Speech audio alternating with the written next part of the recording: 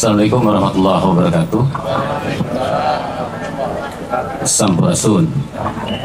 Bismillahirrahmanirrahim. Wa la haula wa la quwwata illa billah. Wassalatu wassalamu ala Rasulillah. Rabbi shrah li sadri wa yassir li amri wahlul 'uqdatam min lisani yafqahu qawli.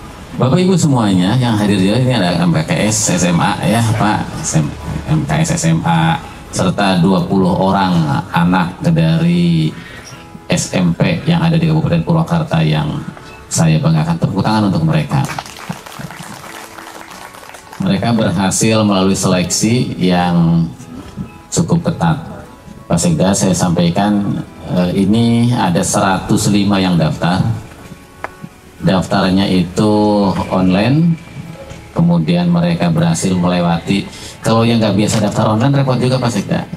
Jadi mereka kita biasakan literasi digitalnya jalan.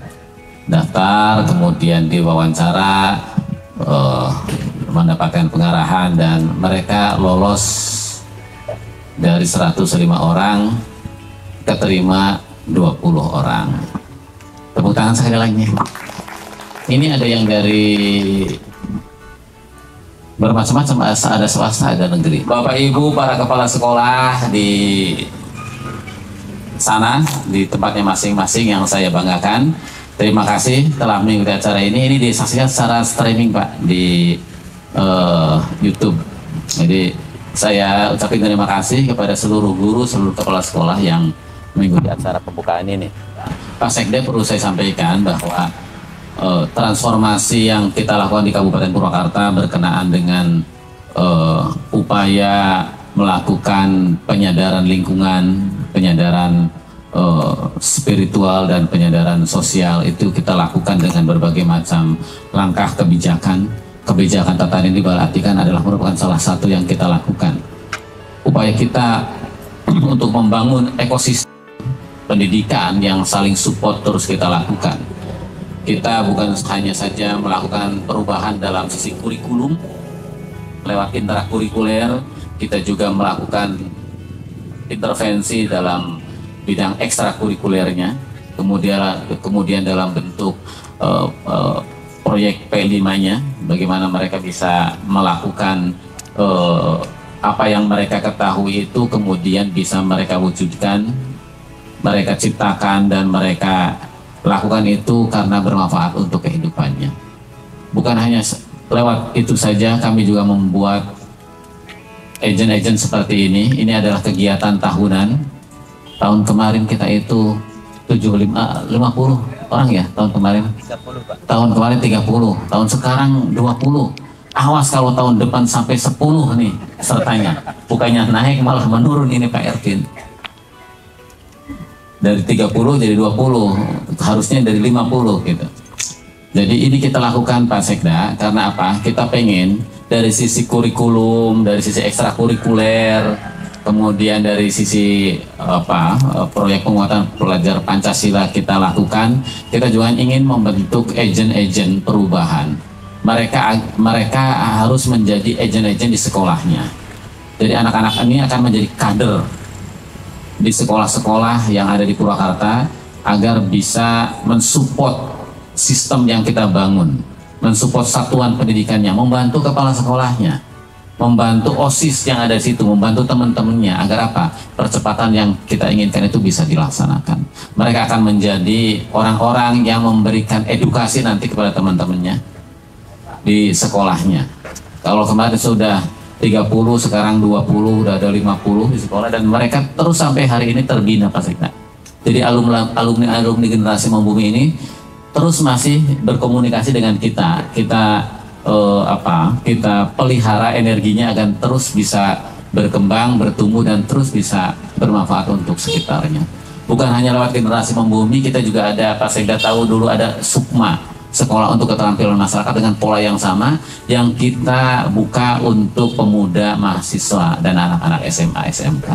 Jadi Pak Kepala SMA, Bu Risha, nanti anak-anaknya didorong untuk ikut Sukma, anak SMA, SMA-nya. Karena apa? Mereka akan diajarin, mereka akan dididik bagaimana merubah karakter dirinya, karakter kepemimpinan yang punya kepedulian terhadap lingkungannya. Mereka akan dididik dengan sangat terprogram di kita.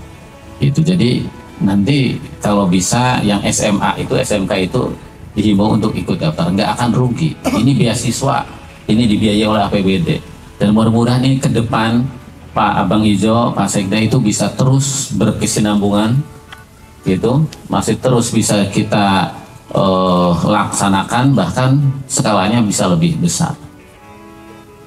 Nah ini kita lakukan. Kita juga terkoneksi dengan beberapa NGO, kita berkomunikasi dengan lembaga-lembaga lain untuk apa? Untuk memberikan support terhadap transformasi yang kita lakukan di Kabupaten Purwakarta. Kita memerlukan sebuah kolaborasi, kita membutuhkan sebuah kerjasama. Kita membutuhkan virus-virus yang bisa berkembang biak di entitasnya masing-masing. Mereka akan kita suntikan virus kebaikan agar mereka bisa memberikan kebaikan di satuan pendidikannya. Kita ingin bukan hanya sekolah-sekolah yang berubah, kita ingin rumah tangga, keluarga-keluarga, halaman-halaman rumah nanti itu berubah mengikuti apa yang sedang kita kembangkan di sekolah-sekolah. Saya berbahagia sekarang sudah banyak sekolah yang mulai berubah mengikuti apa yang mereka pelajari selama ini di pelatihan-pelatihan, di in-house training. Kita berkomitmen agar sekolah-sekolah kita menjadi sekolah-sekolah yang mempunyai peradaban yang baik terhadap lingkungan. Sekolah harus menjadi pusat peradaban. Cara kelola sampahnya, cara menata lingkungannya yang selaras dengan fitrah kehidupan. Kita ingin menata sebuah pola budaya makan minum yang beradab di sekolah-sekolah, dan kita harus mulai dari sekolah-sekolah. Kalau sekolah tidak menjadi tumpuan harapan kita, buat apa kita menitipkan anak-anak kita di sekolah? Buat apa kita menyiapkan sekolah yang menjadi tumpuan harapan masyarakat kita kalau tidak bisa menyiapkan sekolah-sekolah kita menjadi sekolah-sekolah yang menjadi pusat peradaban kehidupan. Terima kasih, saya mohon Pak Sekda nanti bisa membuka acara ini, dan Bang Ijo juga nanti bisa memberikan sepatah dua patah kata, memberikan semangat kepada kita semua sebagai kepala daerah nanti di Kabupaten Purwakarta. Terima kasih Bapak Ibu semuanya, mohon maaf atas segala kehilafan dan kekurangan. Mira seremoni tadi sudah kita lewati bersama. Dari situ kita banyak belajar berbagai hal. Kita bisa belajar dari cara. Tahu cara, Neng? Tahu cara enggak? Enggak ya. Di TV sok ningali tara. Dan hese neangan cara ini namanya komo di kota mah eueuh.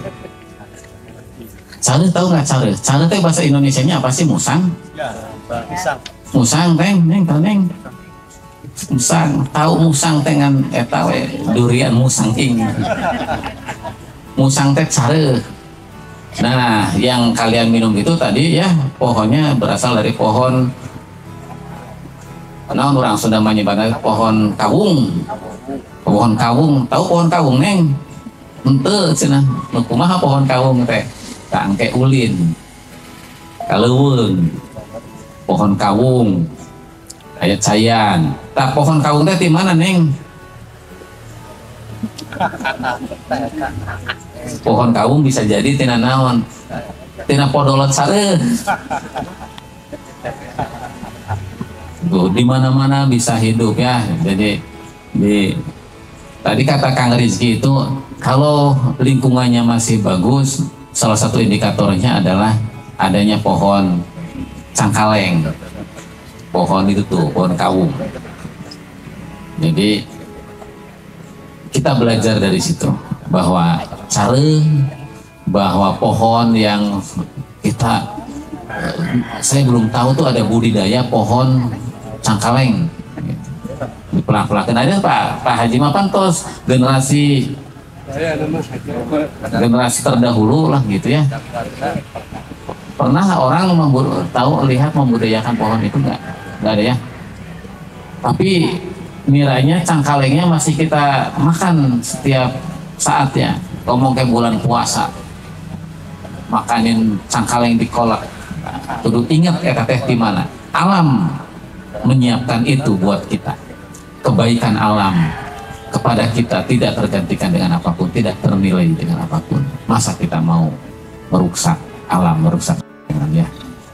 Gitu. Terima kasih semuanya. Mohon maaf atas segala kehilafan, kekurangannya. Wassalamualaikum warahmatullahi wabarakatuh.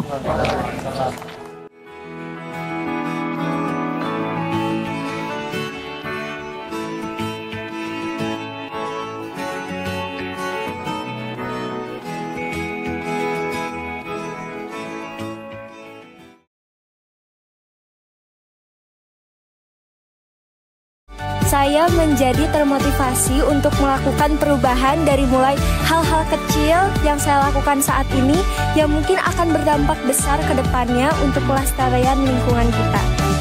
Saya menjadi sadar akan lingkungan yang awalnya saya sepelekan itu kayak buang sampah sembarangan, membuang limbah dan sampah yang sangat berbahaya bagi sungai. Itu menjadi saya termotivasi.